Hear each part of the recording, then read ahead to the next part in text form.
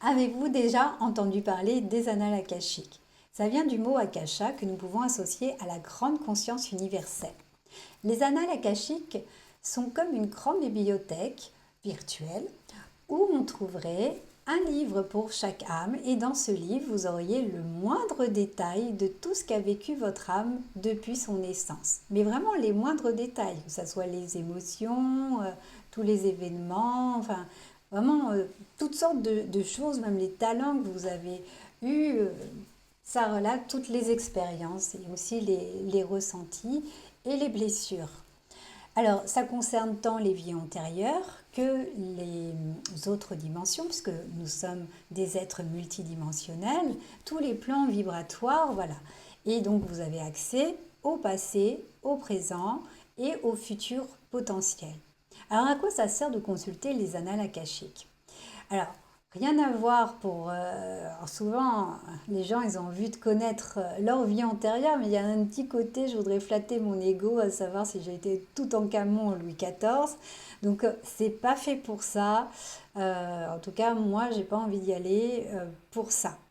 Après, je dis pas que ça peut être intéressant de savoir qu'on a été Louis XIV, parce que du coup, si on est un peu mégalo, qu'on a la folie des grandeurs, on pourrait comprendre que il y a une résonance avec ce qu'a vécu notre âme. Hein. Donc voilà. Mais justement, quand on consulte, il y a un intérêt à vouloir connaître l'origine de ce qui se passe dans notre vie. Par moments, sans bloquer, c'est un mot qu'on utilise, hein, même s'il est plus ou moins erroné, on a l'impression de s'embourber dans des situations, ou alors on est en conflit avec des personnes, ou alors on a une pathologie, on a consulté de toutes parts, tout le milieu médical, ça reste flou, ou alors vous savez exactement ce que vous voulez, mais vous avez, pardon, mais le lapsus, mais... mais voilà, vous savez qu'il y a quelque chose qui pourrait être ésotérique ou spirituel et qui serait bon de savoir pour avancer sur votre chemin. Moi, je dis toujours cette histoire d'avancer. Les gens, parfois, quand on est baigné dans le milieu du développement personnel et spirituel, on a envie d'avancer, d'avancer. Qu'est-ce que ça veut dire d'avancer? Eh bien, c'est découvrir, c'est exprimer, avancer, c'est exprimer euh, son être dans son entièreté. C'est exprimer qui on est. Et pour se sentir entier, c'est important de découvrir nos pardons, de sortir du déni, oui, d'aller voir notre ombre. Et les annales akashiques peuvent être un élément de réponse, mais souvent c'est aussi un cheminement. Déjà pour connaître notre ombre, c'est simple, tout ce qui nous agace en dehors de notre vie, souvent, ça résonne avec notre vibration dans l'inconscient. Pour en revenir aux annales akashiques, prendre conscience d'origine de choses qui nous tracassent apporte souvent un élément de guérison ou alors justement de savoir qu'est-ce qui s'est passé, quelle est voilà, l'origine permet par exemple de faire une libération de ses mémoires, de pouvoir cibler une séance spécifique énergétique ou ésotérique pour pouvoir se délester, se libérer de ce qui nous tracasse, quoi. Et puis, ce qui est magique dans l'akasha, c'est qu'on peut demander à avoir un soin spécifique.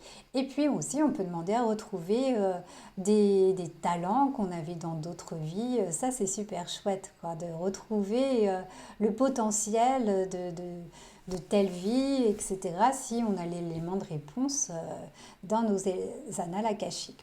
Alors, quel genre de questions on peut poser? Bah, vraiment, je dirais que c'est illimité. Alors, souvent, on aime bien connaître la mission du moment ou on vient me consulter parce qu'on a des problèmes relationnels avec notre entourage. Donc, c'est intéressant de savoir pourquoi on a retrouvé cette âme-là, parce que souvent, on les a rencontrés dans d'autres vies. Qu'est-ce qu'on a à comprendre dans la situation? Quelle est la mission avec cette personne? Et quels sont les messages, oui, les conseils pour arranger les choses? Donc, les réponses pourront concerner le transgénérationnel, les autres vies, les schémas, les programmes qu'on a reçus depuis qu'on est né, toutes les croyances qu'on a construites, etc.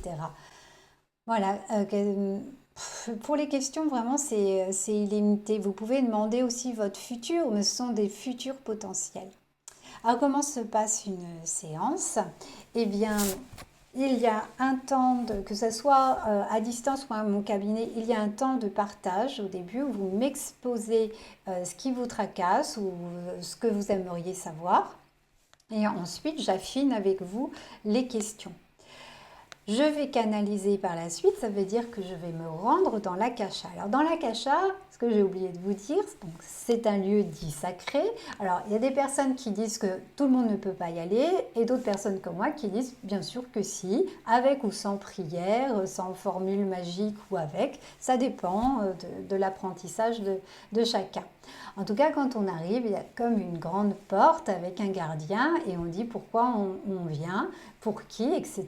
On pose les questions et le gardien nous ouvre ou nous ouvre pas. Ensuite, eh bien, nous rencontrons ce qu'on appelle des maîtres ascensionnés. Alors, ça peut être toutes sortes de personnages spirituels. Hein, voilà. Parfois, je sais que je rencontre un maître, mais je ne sais pas qui c'est. C'est pas forcément très intéressant. Ce qui compte, c'est leurs précieux conseils. Voilà, ça, c'est toujours un moment porté d'amour. Vraiment, toute personne qui consulte à mes côtés se sent vraiment baignée dans une énergie très spéciale et fort agréable. On se sent très bien après. Souvent, les personnes, elles sont très émues par tout ce qu'elles apprennent. Voilà. Donc, de toute manière, même si on ne demande pas un soin énergétique spécifique, on reçoit. On reçoit vraiment une super belle énergie.